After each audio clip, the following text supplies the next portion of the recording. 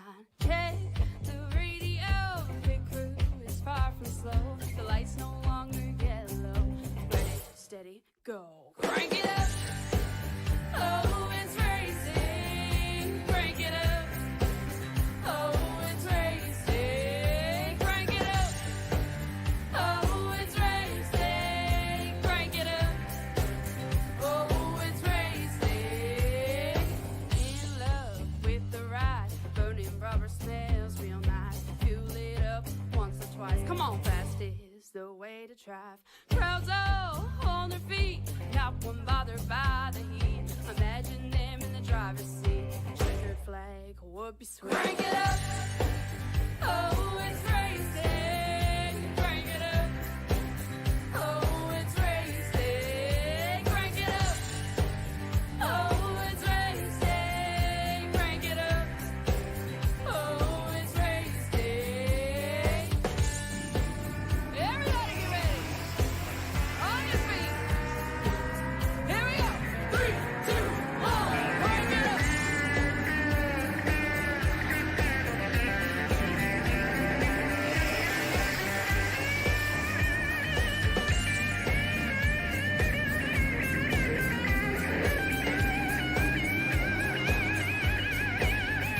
Crank it up. Oh, it's racing. Crank it up. Oh, it's racing. Crank it up. Oh, it's racing. Crank it up. Oh, it's racing. Crank it up. Oh, it's racing. Crank it up. Oh, it's racing. Crank it up. Oh, it's racing. Crank it up.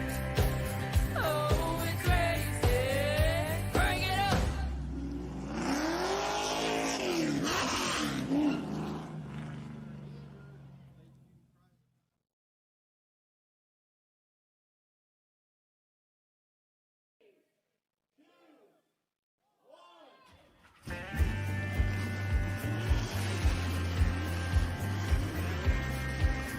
From one Coliseum to another. Hello again, everyone. I am the Crusader, Christian Shriver, alongside tonight with the Joe Six-Pack Racing Podcast, Greg's Lawn Garden Care Service Machines. It is the Joe Six-Pack Racing League, as the Next Gen Cup cars are here in town, and they're here to rumble at the Last Great Colosseum. Welcome to the show, everyone, and welcome back here to PTM Racing TV. It is a gorgeous, beautiful sky-ridden day here at one Coliseum, while the other goes out racing too. We had our own business to attend to today. We're about to see the drivers of the Joe Six-Pack Racing League go at it here on the show, as they're currently getting their practice lineup fixed up right now, getting everyone situated out for their race today. Let's take a look at the Gladiator 160 today. Here is our starting go here. This is the track tech talk for the evening. You can see again this track, it's a half-mile length. The lines are going to be optimal. You got a bottom, you got a top side to work with. A lot of drivers are going to be trying to aim towards more to the bottom out of the gate, but watch for them to migrate up top side, looking for more run, looking for more area to cover. The outside seems to be kind of the land of the way to go, and that seems to be what everyone's going to be going after here as we get ready for our starting lineup to now be presented onto the show. The cautions have now been driven and the drivers are now written. It is time to see who makes top spots here out of the gate. Because on the pole, Gene Cato will be in the number 15s outside David Lamaga, the number 34. Row 2 sees Keith Fonseca in the 61s outside John Humphrey in the number 4. Row number 3, it's Mike Gillenbeck in the number 78. In the number 70 is outside. That'll be the 28 of Robert Swiskew, the 3rd. Row number 4 is going to be Rob Lowell. The 21's outside. That's the 46, Eli Raposa. Row number 5 is Kevin Gironi. And the number 8 is outside Al Reed in the 3. Row number 6, Greg Dreiss. The 64 is outside Johnny Barker in that number 6. Row number 7. Well, that just happens to be Mr. David Hardney. And he'll be in the number 12 is outside Wayne Dewey, the lone Canadian in our field in the number 11. Row number 8, John Lamaga, the 71's outside Brad Yockman, the 93. Row number 9, Jeff Barefoot, and then 99 is outside Daryl Wells, the 45. Final starter, Gary Wright, the number 90. race fans. This is truly a spectacle to behold, and a track that can play out with the best of them and bring in the toughest of the tough and all that and then some. It's time to get down in business. It's time to get down and dirty here as we're ready to get racing here with the Joe Sixpack Racing League. Drivers getting ready to come off the starts here, coming through the field right now. Gene Cato knows he's got a lot of work to do here as he's going to have some company with old David Lamaga up there. David is right now the guy every single one of these drivers is trying not to let run away with another championship title. He won the title last season. They told me earlier they all want nothing more than to be the one that says, hey, we took down the reigning defending champion. But will they get that chance and will they get that opportunity? We're about to find out as the green flag comes right up. Charge them high, charge them good. Greg's Lawn and Garden Care Service power comes alive. Coming off right out of turn 2 here. Every driver already looking for some optimal lines, looking for some race runs. You can see drivers going towards the bottom, some going towards the top side, and some of them even taking a huge little lick or two from the cars themselves. The number 61, Keith Fonseca, got a huge backlit hit there in that back row sim racing machine. He got smack dab right on the attack. I believe that was by Mike Killen back in the 70. Got a little bit of a tap there as drivers are currently trying to avoid trouble here, though, as the number 8, Kevin Gironi, spinning it right off of turn 3. And the Gironi beaten man himself in the 8, unfortunately, gets beaten pretty bad here. But looks like the 71, John Lamaga, getting into it there. Greg Drace having to back off. Let him kind of recenter off here. First caution of the day. To the PTM Instant Replay we go here. Let's take a look at this one. Presented part by Greg's Lawn and Garden Care. Let's see what happens here. It looked like, right out of the gate, Keith Fonseca had some troubles, and it looks like even the 8, Gironi, had much troubles as well. Loses it off turn 4, and you can see these cars already showing their inner sanctum, their inner worries that these drivers are going to be facing here, which is how to keep these things online, how to keep them from spinning out like that. And unfortunately here for the 8, it just didn't work out as well as he was hoping for. Drivers getting situated out here. We'll take a couple of onboard cameras here. The first one will be here with the nose cam. Takes a little lick and a half there. Had nowhere to go. Kind of got stuck in the middle of that end. And then one more look at it here. We'll take a look at his onboard camera here in the roll bar scene.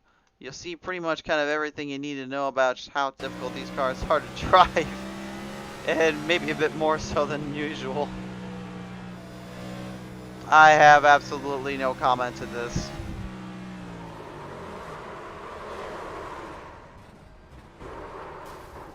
I mean, I will say this. At least they did a good job making it look like Wario's face. But I have no comment other than that. Well, Gironi's going to definitely have a little bit of work to do here, trying to get that car kind of revamped and back on the field-ready race field scenario. Of course, though, they have 2 fast repairs to work with on a 160-lap race. I mean, that definitely will help you out a little bit. Definitely keep you a little bit more focused and happy, I would say. I mean, if it were me, I'd just be happy to even have 1 repair in there and just hope that we don't end up getting too crazy out here to begin with. Right now, number 15, Gene Cato here, continuing to find his line, find his grip as the pet finder machine. Has the early advantage here. David Lamaga currently in that second rung. John Humphrey, Mike Killenbeck all advancing up 1. Robert Suiscu, Kevin Gironi, John Lamaga, Wayne Dewey, Greg Jason, Keith Fonseca all falling down lap positions here. So that's going to definitely cost them a few positions and quite a few time zones here for the longer half of this race. Not to say that it cannot be done and not can be worked around, but there is certainly going to be a lot of harder stances to kind of be put back into. Take a look at our standings right now. David Lamaga actually took over the championship hunt because of the last race there. He actually took a whole liking to the field and to the track. Got back a lot of points he lost there and really hit it up farther than ever before. Brad Yonkman, though, still close behind with 11 points difference maker. Levi McCarty, though, talk about a guy that's really just looking to keep his momentum and chances of hopes of alive here. 148 for him, while Albert Reed, teammate to David Lamaga, currently sitting at a 142. John Humphrey here with a 141, while Keith Fonseca goes a solid 136. Eli Raposa currently 6th with 136, tied with Fonseca. And then 8th, Jeff Barefoot with 135, tied with Johnny Barker as well at 135.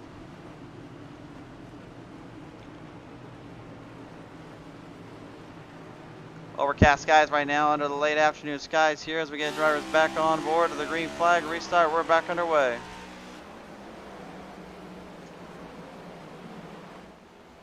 Out of the fight and out of the tail whip spin. John Humphrey goes right down towards the bottom already, making a hard charge and a runoff here to get something going. Trying to make the number 34 think about this one just a little bit as they all now start to migrate up to that top side, but you can see the marbles burrowing up there. If they get too close into those marbles, it could be a bumpy ride, as you can see right here. Number 21, Rob Lowell. Okay, talk about a guy that's really just trying to mash the throttle down and hammer this thing in. That is certainly how you do it. This is how you keep it real with yourself.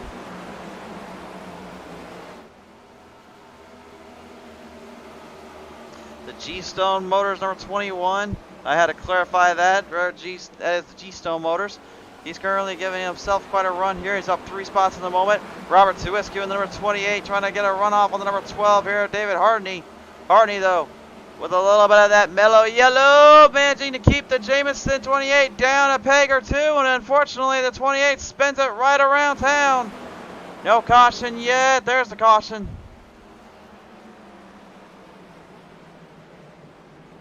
Caution flag is out here.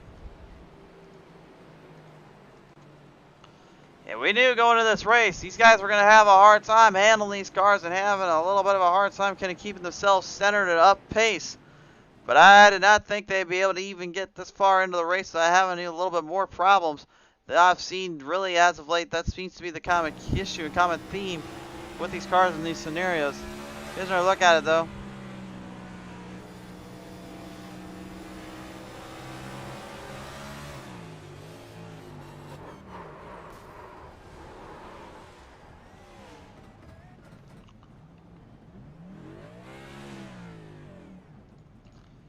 Try to refire it back up and get something going out of it, but unfortunately did not quite work out the same way he was hoping for. One more look at it from another replay.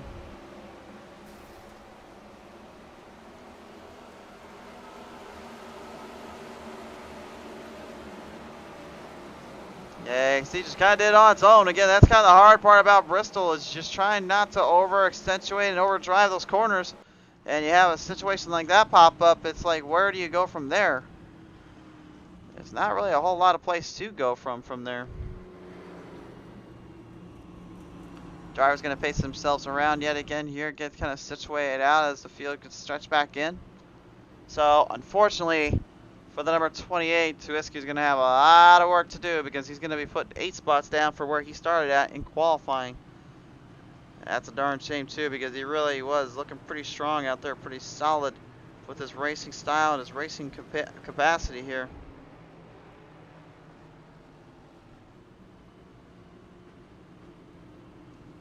So that's field gets all centered back away here right at the moment. We're going to see a few more caution lights up for just a little bit longer. Not quite done just yet here. Drivers do got to get settled back down a little bit too. They got to get rearranged, recentered here if they want to have anything to go off of. So I think the biggest thing really to watch out for is who is able to make these tires last the longest, and who is the one that overdrives the turns more than the other, because now tonight 3 tire changes is all they get. So I have a 160 lap race. You do the math there. Really, you're looking at a solid base of at least 50 to 55 laps in total you can get on these tires before you really need to start thinking about pit road, or you may want to go to pit road. So what does that really leave the drivers as options? Well, you got long-term run to a very short-term run, or you have long-term, or short-term. You got to have a bit of a mix in there, depending on how the race can go. But for these cars, they're so unpredictable right now. It's hard to really even guess what they're going to do. And it's not me trying to be on the drivers or anything like that, but really these things are extremely handful to get a grip on. They're hard to really take under consideration because they want to just spin out and want to slide out from underneath you more often than not. So, really, you're going to be watching a lot of guys out here giving everything they can for the turns and going to running them harder as they go. But even with the burned-in tire here, that doesn't mean necessarily they're out of the woods, especially with old Bristol, the way it likes to play. Green flag back on now.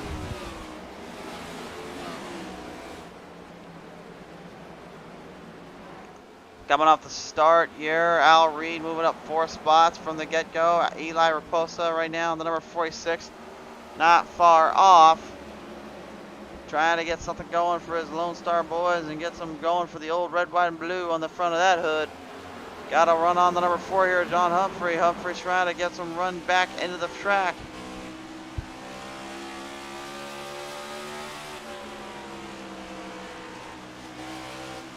Coming right around here, out to turn number 2, and everyone just completely firing on all cylinders, trying to hope for a break, hope for a run here. Anything that can really give them a chance and a fair shake at things. As right now, the number 12 of David Hartney is now on the loose. He's on the charge. He's on the prowl, looking to take aim and take her on down.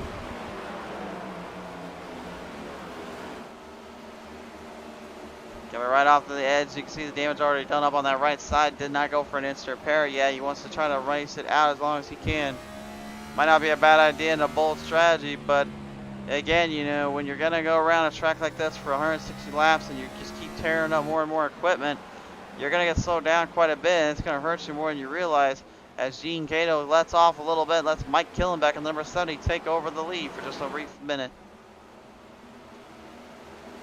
The U.S. Navy number 70, although he's not driving his number there today, so it's kind of hard to really tell who he's got, but thankfully I've got Ty McShee that lets me know exactly what number he's supposed to have down there.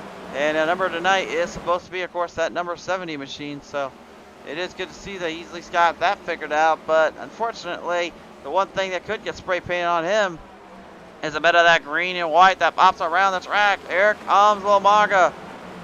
The Kent machine is already now moving the chains and fighting for territory. He's got the lead for a brief minute.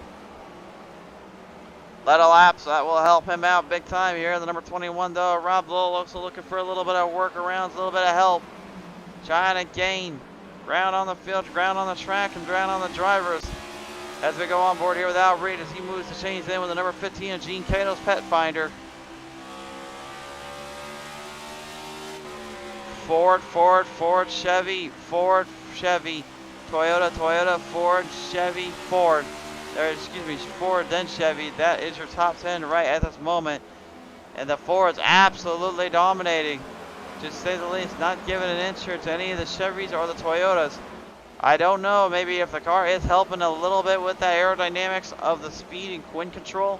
It's been told before that yes it does and no it doesn't, really, because it's a sim. But I mean, if you ask me, if it's supposed to be like a sim, I would presume one car has a little bit of an advantage over the other, but it's not by much. Lamaga right now going right up at some of his other guys here, some of his other drivers right at the same. Gets around, looks like John Lamaga yet again, has his family member.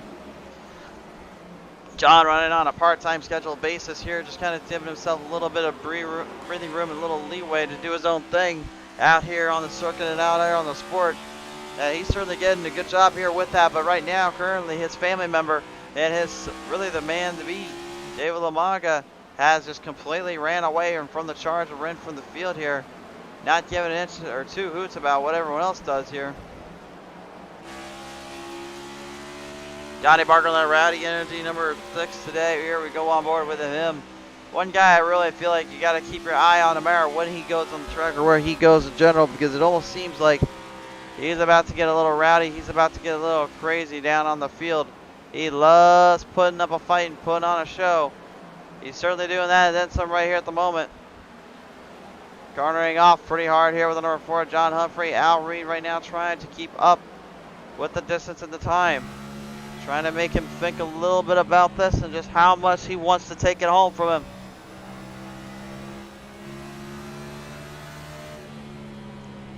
Humphrey, though, he's got to be very, very careful. One little wrong move, you can see is how smooth he's trying to keep that wheel in play.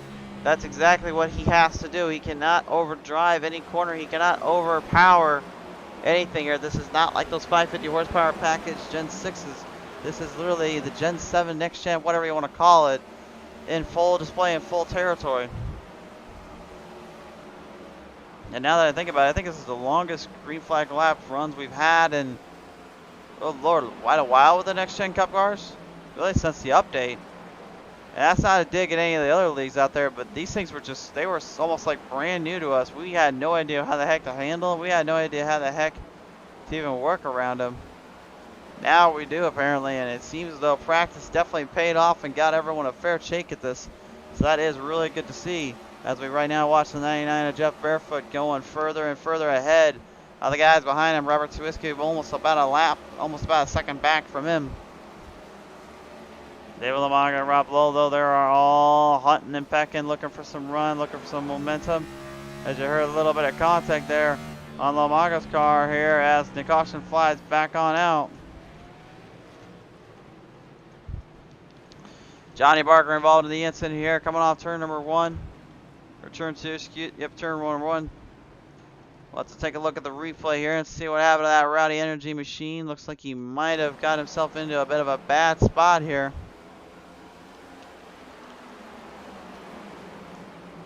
Taking a look at it from here. Looks like there was contact made right there. Yep.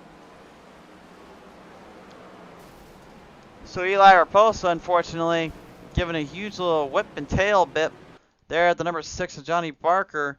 Now, I'm not sure if Eli just could not keep the car on play or keep it online, but it definitely did not help that he ended up getting right in there with the number 4 of John Humphrey. That's where the initial contact was, and then you see everyone else just trying to avoid the scene of the crime. They didn't want to contaminate the evidence. In other words, they didn't want to get into it on a short track basis, which, smart move.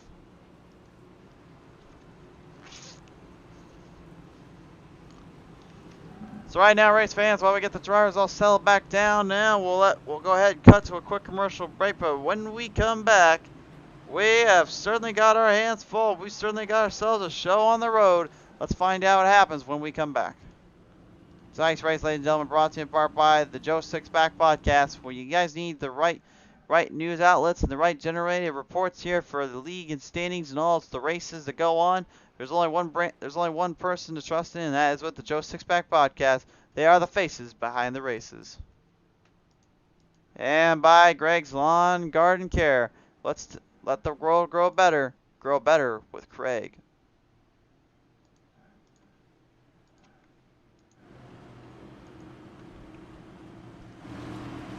At the moment right now, David Lamaga is your race leader here with about 1/4 of the way done so far.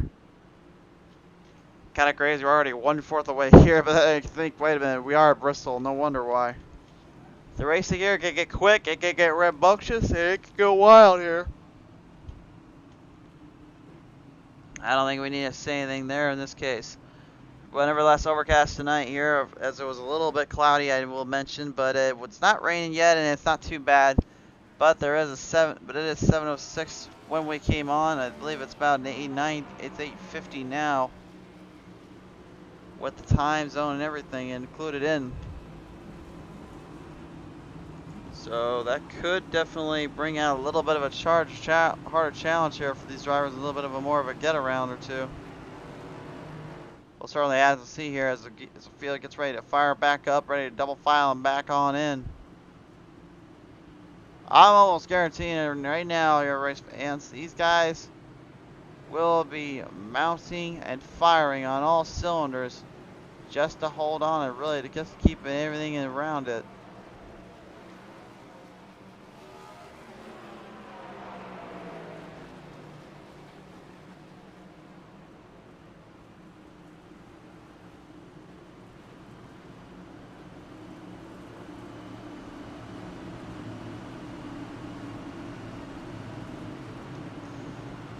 Well, it's time to get the pace car off of turn number 4 this time on by, race fans, and let the drivers do the talking, let the drivers do the saying. Off of corner 4, back to the green flag.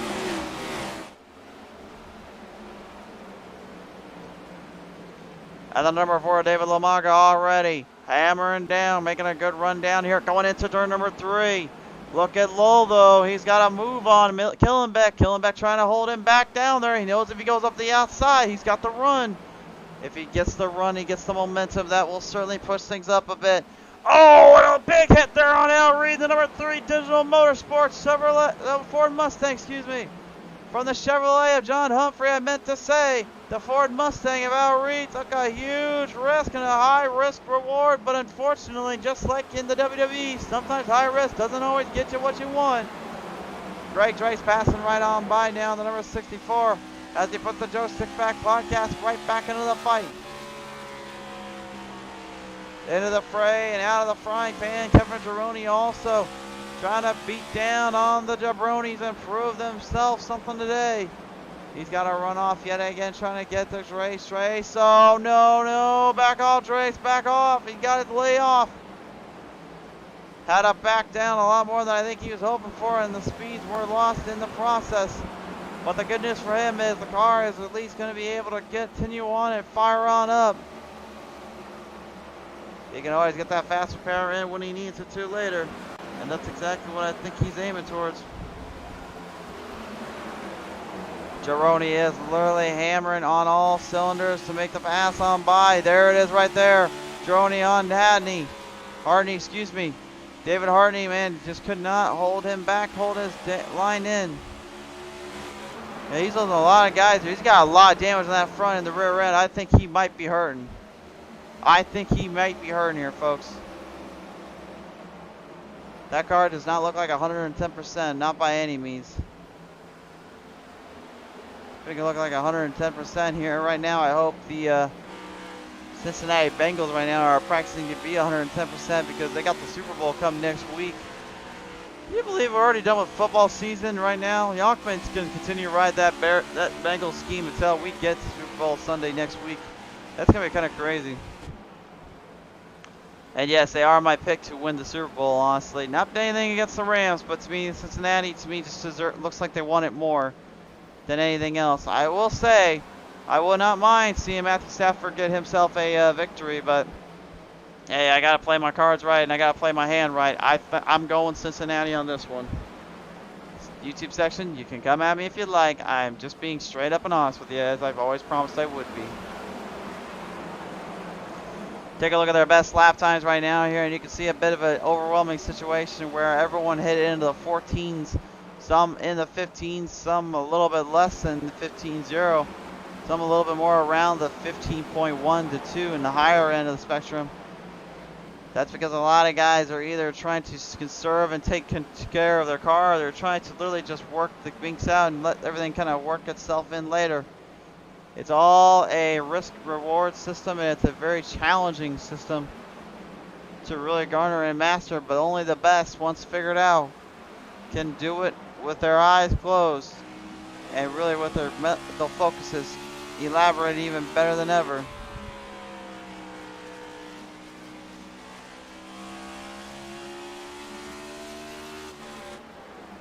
Mike Gillenbeck right now still holding down a second place spot pretty well, I would say. Not really giving in too much, not giving out too badly. Jeff Barefoot making a pass around Drace, as well as number 12, Hardney. David Hardney right now, man, this is not looking good. He seems to be all over the place and has to be a little bit more problematic than usual.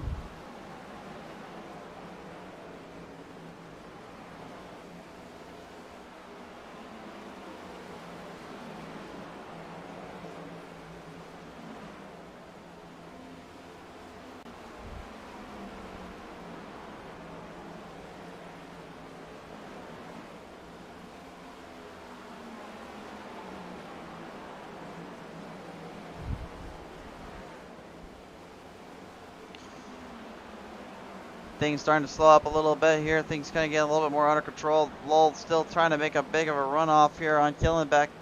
Killenbeck is not exactly giving him any breathing room or any chances to survive here, as the G-Stone Motors machine will have to lay off a little bit because the caution flag is out, and it looks like this one's on Kevin Gironi. I thought that may have been the might have been the competition caution, but that's a little bit early if I read it right. And then reading this over here, Gironi unfortunately goes for a little tail whip and a tail spin. Old Bristol gets the best of him. talk more about the tires and the car itself here in just a little bit, but right now, here's take a look at this. You can see how tight and that 8 got right out of turn number 4. And just like that, all of a sudden everything changes up in a dime and a heartbeat, and you can't even figure out like what's going on or how to control it. And even though he caught it off turn 2, it just wasn't enough time.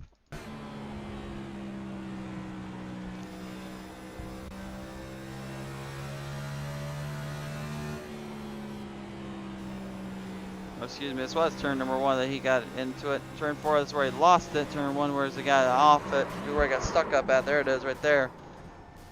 You can see he just overdrove it and got right into that wall protection. There's not a whole lot you can do once you're kind of stuck in that position. It's just pretty much hope for the best and pray that you just have something left of a car to get to pit road. Well, he had some of a car, but he also had some of a fast repair to use up, and that's exactly what he just used here. So now the playing field is evened out once again for him and his crew, but again, they're still trying to knock down David Lamaga as well as Mike Killenbeck and Johnny Barker. They're your top 3 at the moment.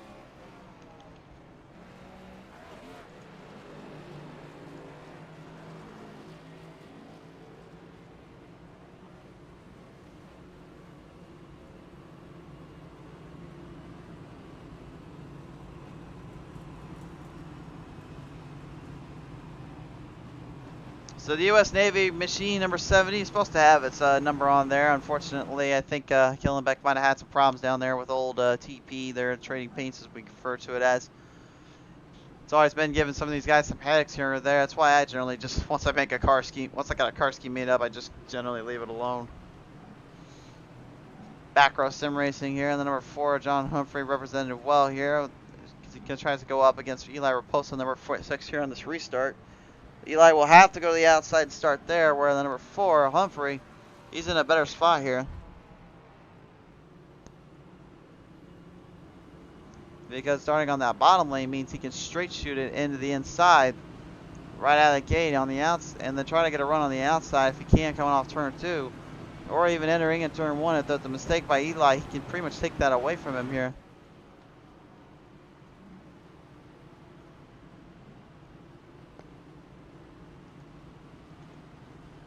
All part of the plan, all part of the strategy here.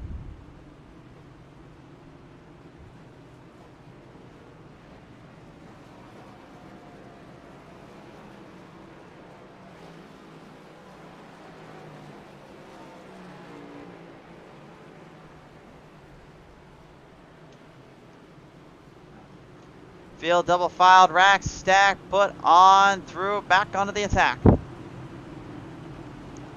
And you know, race fans, that can only mean one little thing around here. I think you may know what it is. Say it with me now. It's time to put some pedals straight down to the metal. Green flag high in the air.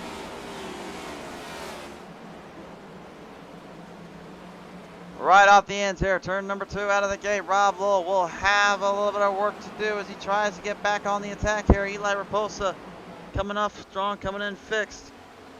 Coming in good, looking for everything he's got to get.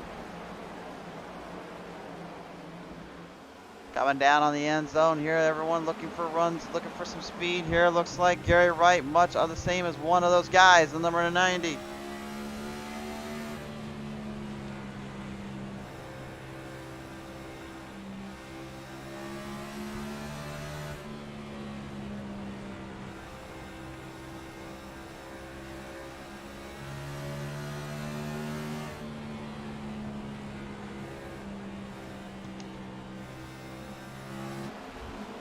Field's starting to move their way in, starting to get something going here.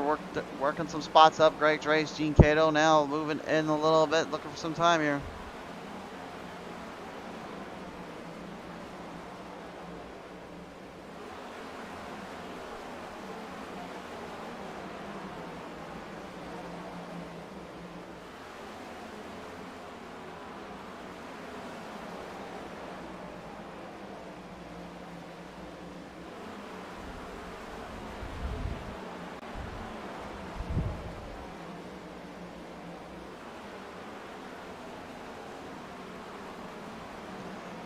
Coming through the ends right now. A little bit of a battle coming off turn number 2. You can see right here. Look at Gary Wright having to take it down with the 15, Gene Cato. Cato trying to keep his pet finder Chevrolet machine right up ahead. The Camaro versus the Mustang once more. It's the old battle as old as time, with Toyota kind of sneaking their way in here or there. Al Reed right now literally just trying to hope for the best and hope to get his lap times back, because at the moment the Ford's maybe dominating, but he's not one of those Fords dominating. Rob Lowe though, talk about a pass on the outside looking in. Look at the G Motors machine just completely work this thing on by G-Stone Motors to be exact. He ham-hocked it, he hammered it down, and Killenbeck had nothing for him. But you can see Killenbeck though right off a turn 4, just overdrove it, and you can see that wall, not a forgiving wall. It has no care, no need whatsoever. It only knows one thing: to make you eat you or break you. And that pretty much broke a little bit off of Killenbeck's right side. Looks like the 12 though. Save it. Oh, he couldn't save it. It's already spun. He's just not going to get this one. David Hardney lost it off turn number 1. He tried to save it, but it just wouldn't go. Gosh, no caution right now. They'll let him keep running.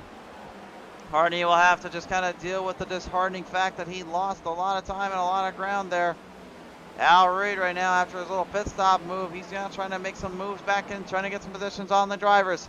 Number 15, Gene Cato, trying to hold him back at the 28 of Robert Whiskey the third, tries to see if he can make a little bit of a make or break scenario.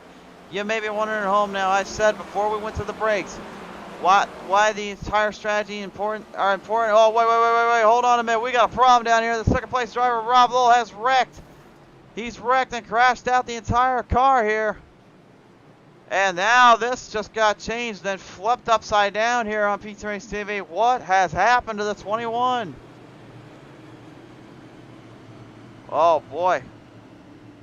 Just when you thought we were all settled in and everything was going to be A-okay. No, sirree, Bob. That was not what we had in mind. Let's take a look at turn number 2 here.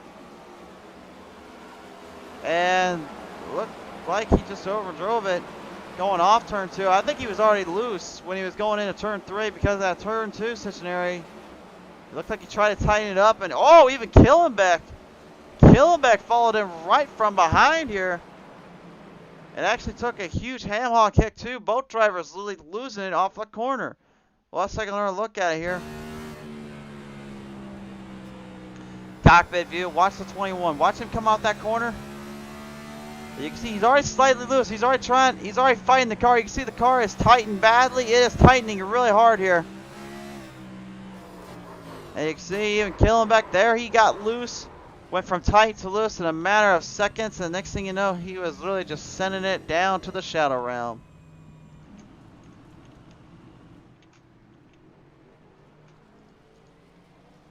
Wow.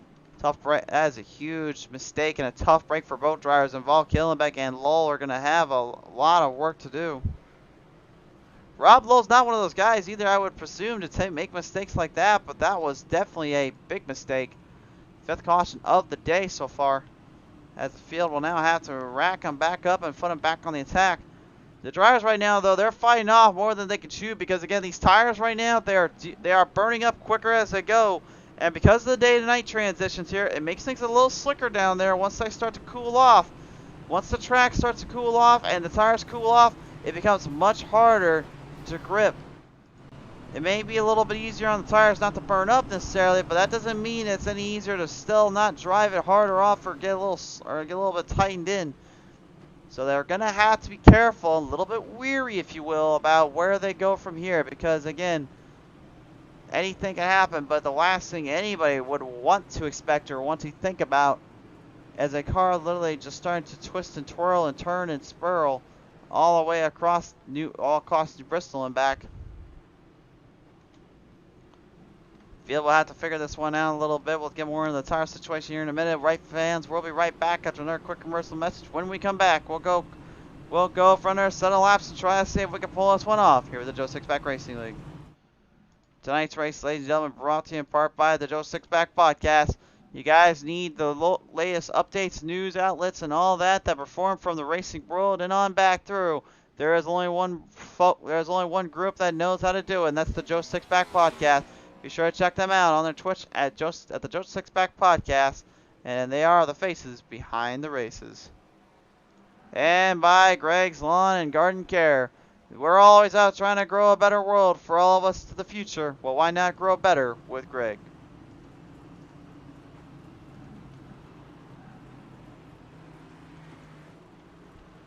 Dyer's getting ready to line back up in position here. Get ready to fire him on down with only about 70 laps remaining here. Past halfway. Now those that were driving these corners up a little harder than the last time, will they continue to do that, or will they start to actually kind of back it down a little bit? We'll have to see here as the driver's getting right back on the charge. In the charge zone. Oh, no, no, no, no, no, no, no, no, no. We got problems. We got problems. Big problems down there, the 8. And it looks like 28 involved in this wreck. Robert Suisco in the 28. The 8 of Kevin Gironi.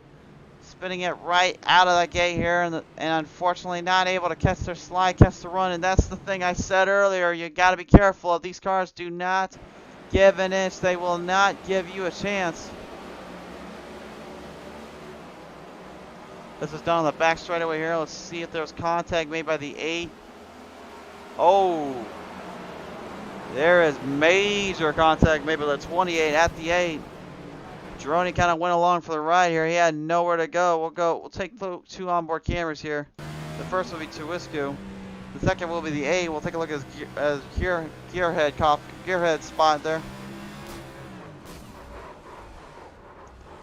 I didn't mean to say gearhead coffee. I was trying to say the gearbox of the car. Unfortunately, though, Tuiscu definitely not too thrilled, I would say, with this one. I don't think either with this man right here in Kevin Gironi. I think he's pretty dishonest about that one. I think he's a little bit disheartened, I should say, about this one.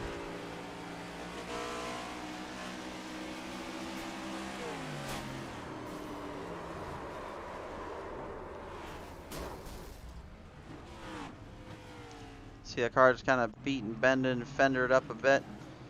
That's definitely a tough break there for everyone involved, and definitely a tough little situation to kind of have to get over now.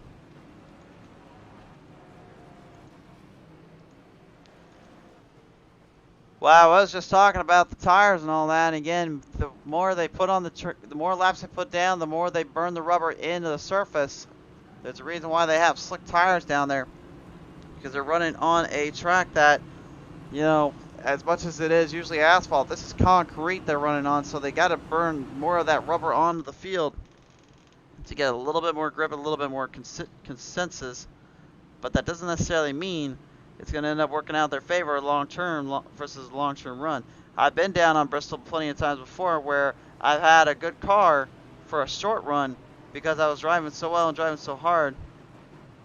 But the bad news is when you got later into that battle and later into the show, it became almost a train wreck to hold these things online, to hold these things to do what they need to do.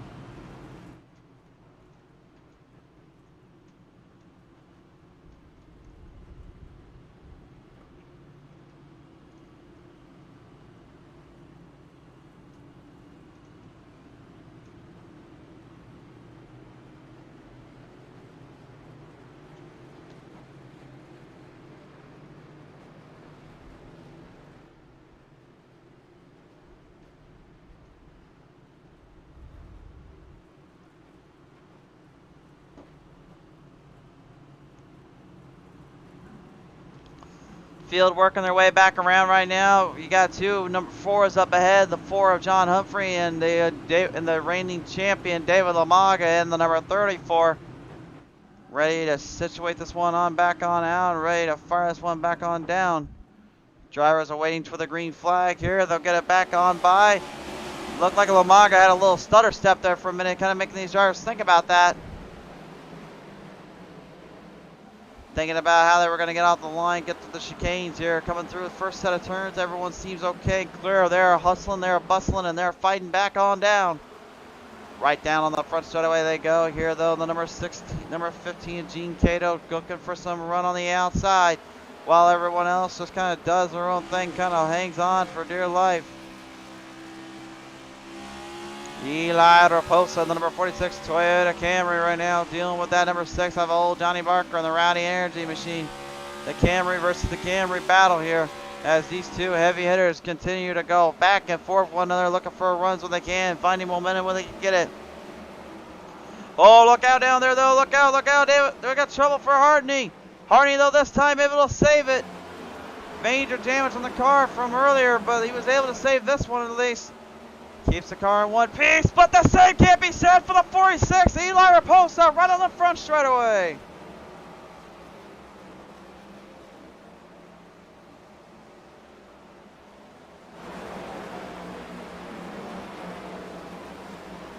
Trying to refire, get it straightened back out. He does indeed, but unfortunately took a huge hit and a huge lick. No caution thrown for that. They'll let him keep firing off. Lomanga right now, pretty much doing what they did back at Bristol, what they did back here in Bristol when they were racing here in the night race. Go to the outside, start from the bottom, work to the outside. Let the rest of the drivers figure out where to go from there.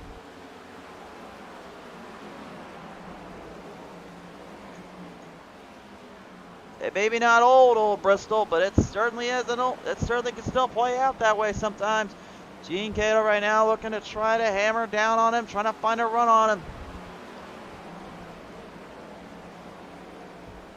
Looking for an opportunity to strike, and he'll get that just right there. Coming right off the ends. You can see him hustling that thing off the corners as they line him back down through turns number 3 and 4.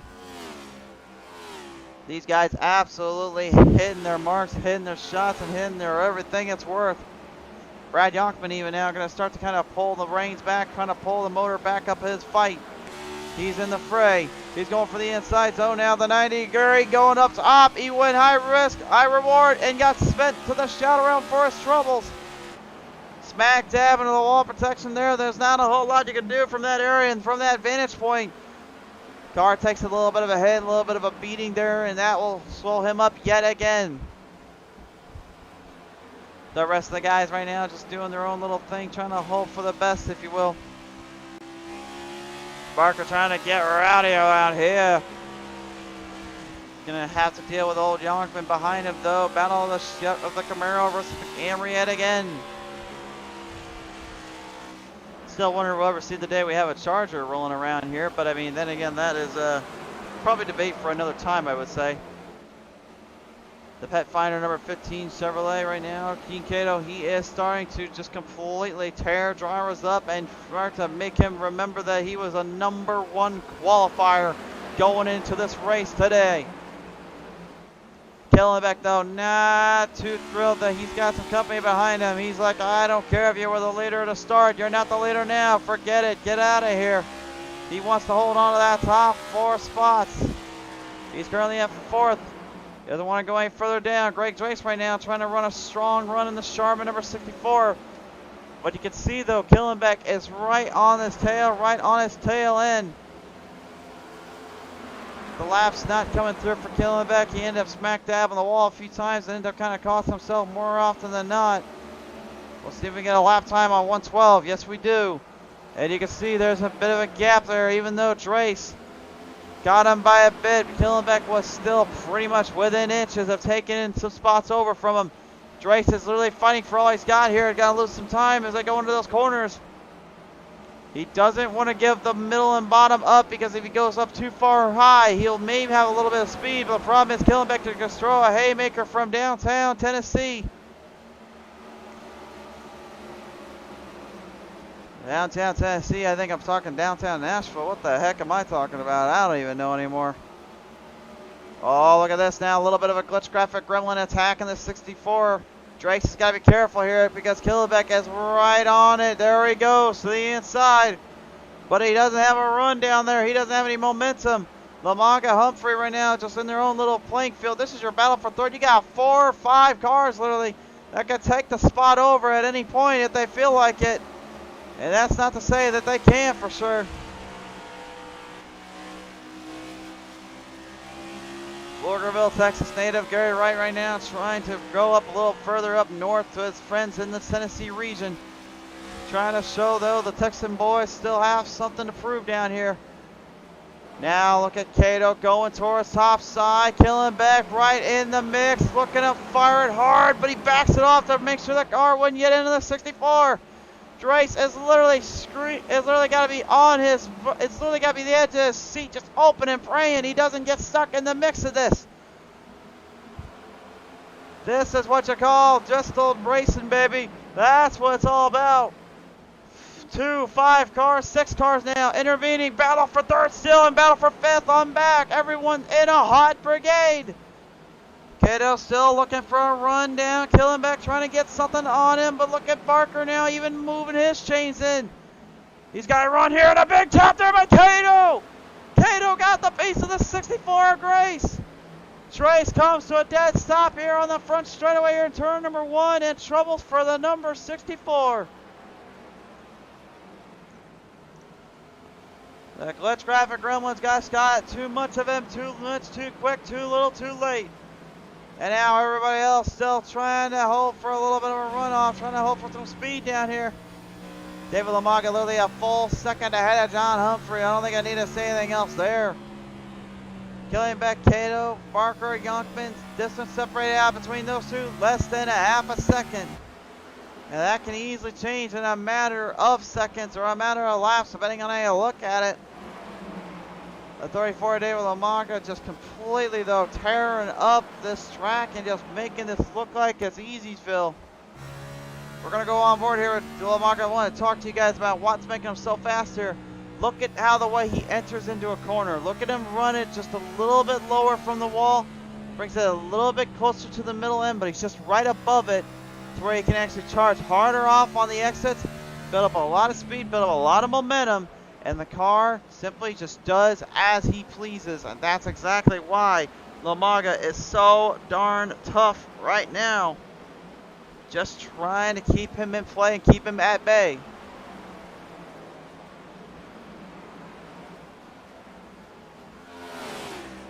Field continue to move their chains in. Everyone just moving through. You can see guys still battling hard here. Al Reed even in a little bit of a shootout. It ain't just the battles we saw for third and second here a minute ago. Now we still got battles going on behind them. 3 of Al Reed had a little bit of a get charged, get going kind of attitude at Keith Fonseca. And it looks like Fonseca may have been paying close attention to that, as the back row Sim Racing 61 seems to have kind of got his distance away from that field and from that track side. But again, he's still ways off from the battle that ranges from. I don't know how long these 3 can go at it for, man. Barker has taken over third. He went from 6th to 3rd in a matter of just, I believe it was less than 20 laps. Just goes to show you his strategy and what he's up to. He's trying to play in towards that slicker side of the track, so he stay tires up, waited it out. Oh, but there's a little tag there for the 15 Cato. Nice save. Nice save, but my goodness, that certainly made him lose a lot of ground here. Raposa now looking to get the Lone Star Camry in it. The We the People machine just driving it harder and harder as they go along for the ride. Nobody is really safe in this one. It's anybody's guess who takes this one home. Lebanon, Ohio's Brad Yonkman in the number 83. 10 spots up, just 1 spot short to Gary Wright's 11 for the hard charge of the night. Wright has been literally right on the spot, right on the shot, ever since he kind of got away from his bad qualifying angle and qualifying time. Seems like everything is now actually kind of played in.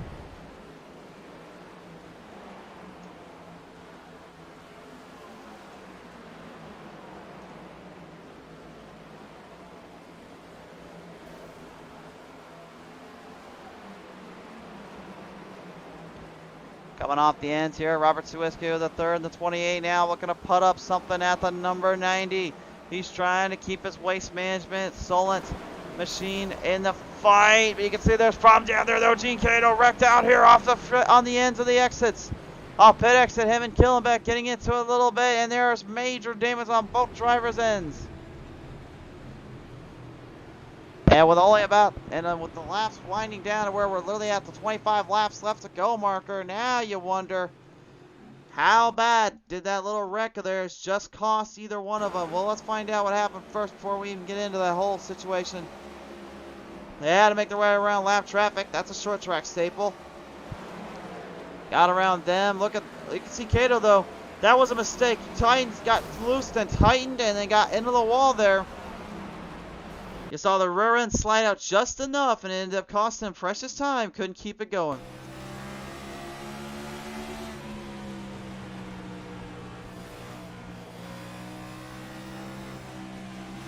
You can see right here, he was making a run for him. He was making a charge at it.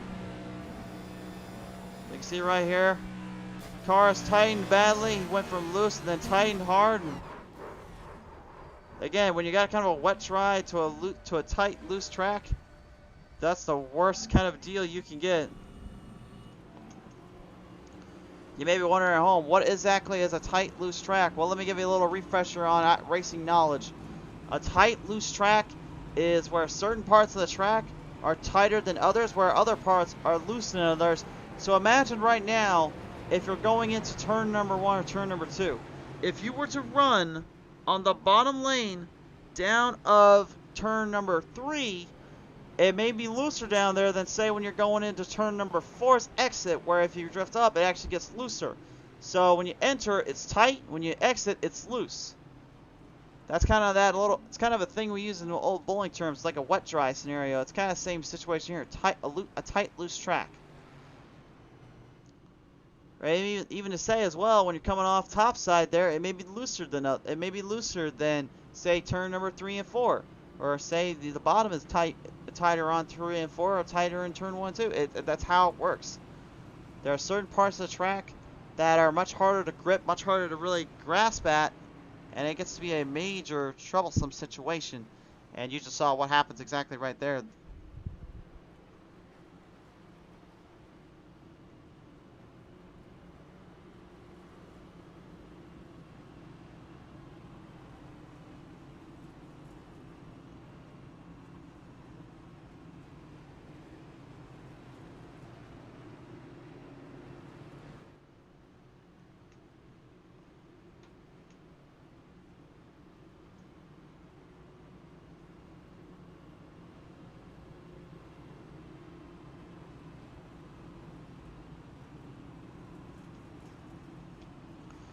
Field currently getting stretched back out, and really you can see the laps winding down. That is pretty much just a 10 to 5 lap shootout if you will on any area of the track. But again, this is Bristol Motor Speedway. Do you guys really think for 1 second they're going to go easy on these final laps? If you think though, I think you might have tuned into the wrong channel. That's not how it works here. Just like the LA Coliseum racing right now, we're seeing these guys will not hesitate to put bumpers and doors, fenders together. They will run their line off. They'll fire everything in. By the way, that's one thing I will say, iRacing, I really wish you guys would put in already. What? Can you please give us some softer fenders on these cars, especially those dirt late models? Like, a lot of these cars out here, you got to give them softer models, man. That's all I'm going to say. My thoughts and opinions on that later for time being, though. That's kind of how I feel about it. Back on charge, back online, though. We've got a green flag high in the air. John Humphrey is your race leader. David Lomanga going into pit road to get himself situated out. Keith Fonseca, Donnie Barker staying on as well. I honestly do like the strategy here from Humphrey. He's going for a long run. He's going for a long distance run off here. He's looking for some speed, looking for some momentum as the caution flag flies on out. There is trouble down here. Kevin Gironi. And the number 8 parks it down in pit road. He's not going to be able to refire. I think he might be calling it a day. Let's find out what happened here on this night.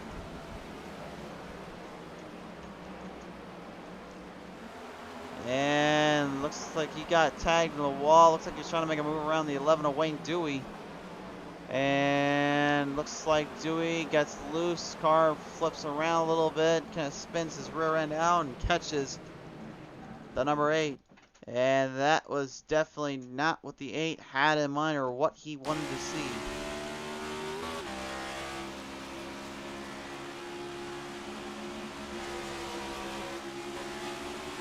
see that charge here from the 99 of Barefoot.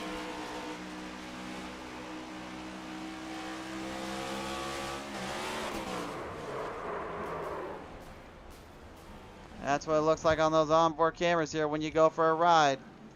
And unfortunately, that 8 definitely went for a ride and a half there. So now the field's going to have to kind of recenter off again and get things taken care of here. For those that are tuned in with us right now here on PTM Racing TV, first off, thank you so much for tuning in here on our YouTube channel. And second, we certainly hope you will continue to come on by with us. And if you haven't already, one way to do it, just go ahead and get yourself an old subscribe button. Push that button, hit the bell if you wish, and you'll always get to be here on the show and get to take some time with us here. But also tonight we have one more race coming your way, and we have a few little surprises I haven't told you guys about. I've been working on some things there, but I will leave that when the time comes.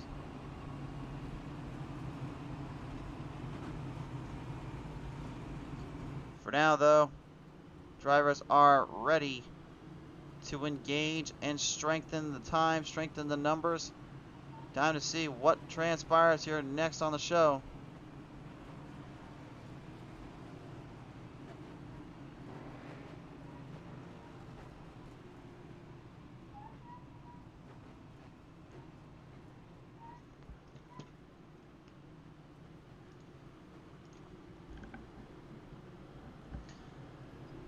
John Humphrey right now looking for his first win of the season. Can help him out big time in the point standings here.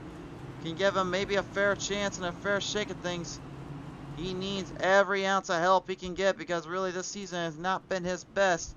But the fact of the matter is, he's been hanging in that 5th place spot all go around. He's been in the top 5 contender with 141 points. A win here would cement him and really put him ahead, would put him right up there with David Lamaga. Won't put him ahead of him tonight, but it sure can ring a few bells on Lamaga unless David makes a huge mistake and gets sent back into the pack here.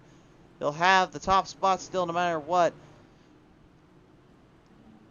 With a lot of guys though up from 10th on back, literally laps down, even 9th position actually laps down. Being in 8th I don't think is going to really hurt the number 34. So really at this point he can play it on cruise control and just kind of wheel him off for now. But we all know him too well. He will not give up too many points or positions just to play it easy. He knows how to run the real thing. 12 laps to go. A brilliant start by the number 4. The field will work their way on down. Watch out for Brad Yonkman here as the number 93 has got a full length, full charge steam ahead. Oh, problem down there for John Lamaga on the 71. Almost gets a piece down there of the 90 of Gary Wright. Actually got the rear end bumper of his, but it did not slow him down enough. A battle for 3rd going on between Keith Fonseca and David Lamaga. Lamaga right now trying to find an opening, trying to find a run. Barker into the wall protection though. That's going to slow him down majorly here. That's a lot of time lost. He's got a slide ground, lost a lot of momentum. Watch out for Fonseca on the inside. And Lamaga losing it right off of turn number 4. Lamaga lost it off turn number 4. It's going to cost him more positions. He tried to overdrive it. He looked for positions over his run. And now he's going to find himself in even more trouble there all over the place right now. Jeff Barefoot losing in the turn. Got to keep it straight. Tato gets into him though. That's a wreck. We got caution. Caution. What on earth just happened? What the heck just happened? Okay, hold on a minute. Can we rewind that from part 1 here, please? Let's take a look at this part. Here's what happened to the 90.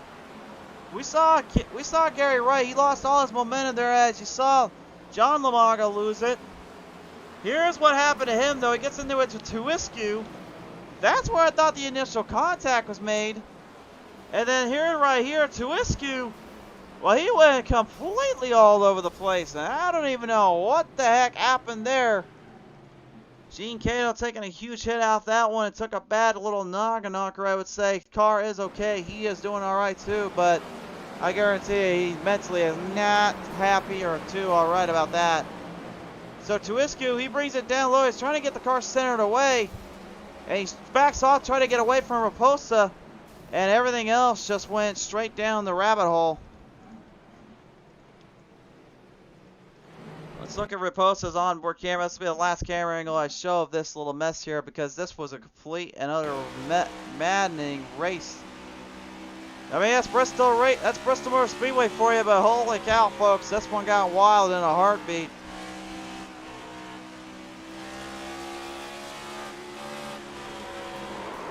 Oh, even Eli, actually, that's what happened to him in Barefoot. Barefoot actually catches a piece of Raposa. That's what slows him down.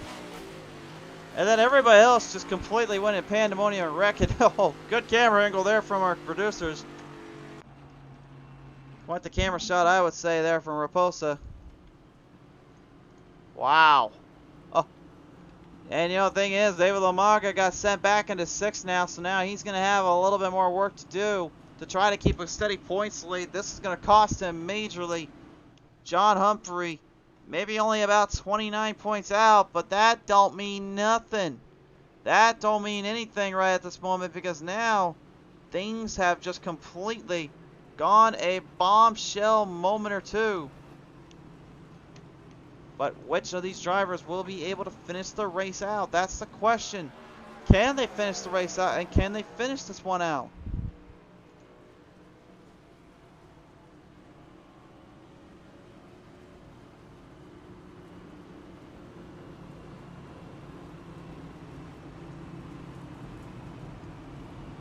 Well, Humphrey right now trying to get a win in for back row sim racing. It's been a while since we've seen them be able to do it, but he's got quite a bit of a teammate there in Keith Fonseca to help him out with that.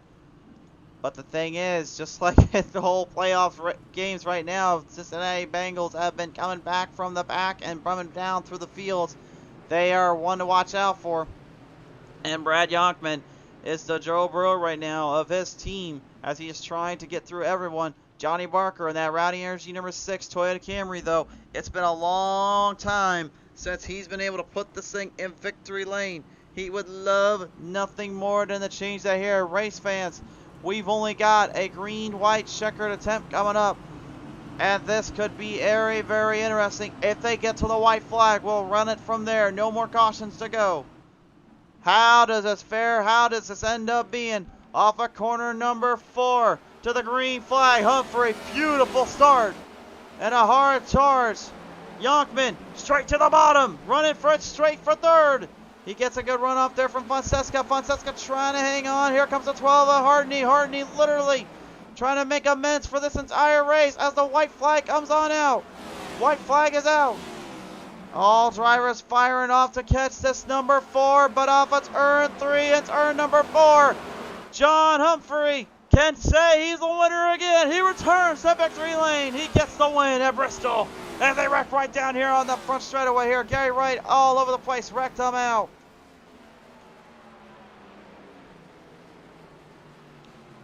Wow. What a race. Here at Bristol, Tennessee. I hope you guys enjoyed it. Race fans on PTM Racing TV, we hope you enjoyed this one. The Gladiator of the day, though, you gotta give him credit. He was truly in his element in the Last Great Colosseum. There he is, your race winner, John Humphrey, in the back row, sim racing number 4, Chevrolet Camaro.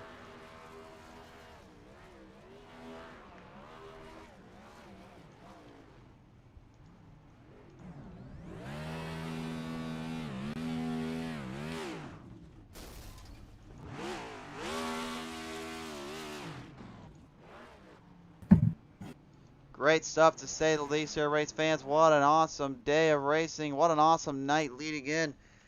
That is what you call hard charging, hard fighting. 3 spots up for Humphrey. 13 up for Yonkman. The hard charge of the night. He goes 3rd with that.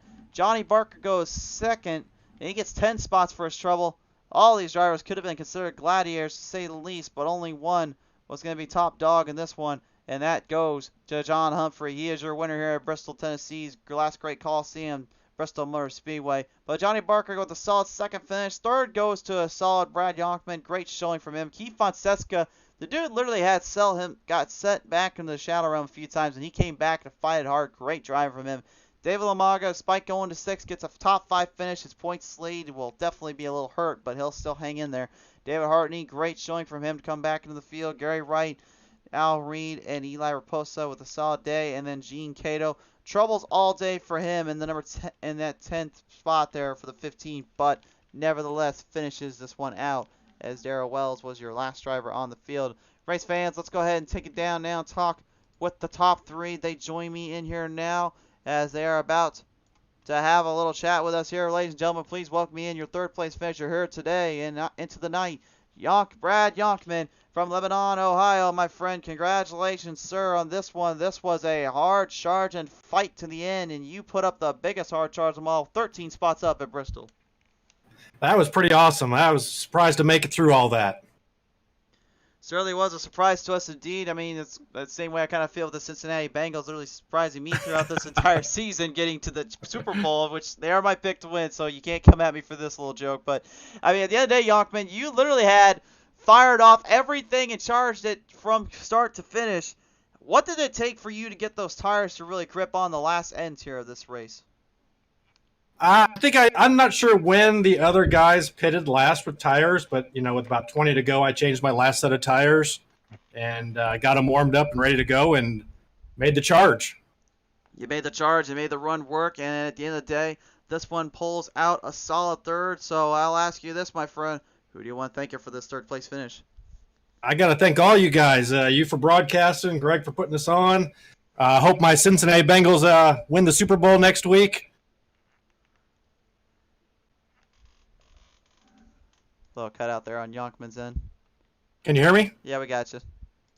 Yeah, I just want to thank you guys for putting the broadcast on, and Greg for the league and everything like that, and all the league admins, and hopefully the Cincinnati Bengals will take the Super Bowl. We'll have to find out come next week, but of course next weekend you'll have your hands full still as you'll have to battle it out down on the track. But Yonkman, congratulations, sir. Great to see you here today. Thanks. Have a good day. Absolutely, ladies and gentlemen, your third place finisher here today. And into the night, third, it'll be Brad Yonkman in the 93. Now we take it down to our second place finisher. He joins me here as he hops out of that Toyota Camry. Ladies and gentlemen, Johnny Barker in the number 6 Rowdy Energy Drinks Machine. First off, congratulations, Johnny, on the second place finish. It looked like coming down to the wire, that car was taking a lot of abuse, not just from the other drivers, but from those walls and those unforgiving nature that this track can bring to you. Yeah, that's a tough track for sure. I was trying to run it hard as I could and got into the wall a few times, but I wish that caution wouldn't have come out at the very end there. I think I had something for him. It seemed like it had a lot going on, a lot of racing down on the track here, and it definitely gave you a bit of a head scratcher, a little bit of a headache or two for some of these guys, including yourself. But when you were getting to the end here, I mean, what was it like just to try to hold off that second place when you knew Yonkman was coming for you? It was tough. I wanted to win, but I finally just said try to settle for second and stay ahead of him. That's what I was trying to do. Well, that's what you were trying to do, and that's what you did do here, Johnny. Congratulations on that second place finish here, and I will ask you, sir, as you come away second, who do you want to thank for that? I definitely got to thank my teammate Rob. We done a pile of practice this week, and Gene with Wolfpack Racing, but I started this week off so bad, and if it wouldn't have been from Rob, there's no doubt I wouldn't have been where I finished. Well, nevertheless, the Wolfpack is certainly staying together, and they packed this one up for a second place finish tonight. Congratulations, Johnny, and we certainly hope to see you next week on out here, buddy. Thank you. Johnny Barker, ladies and gentlemen, your second place finisher here tonight. Now, we may have heard from the Wolfpack League Racing, but the thing is, Back Row Sim Racing takes the aim, takes the charts. Ladies and gentlemen, from Presque Isle, Maine, please welcome your race winner, John Humphrey. He is the Gladiator 160 winner here at Bristol Motor Speedway. And John, first off, congratulations, sir.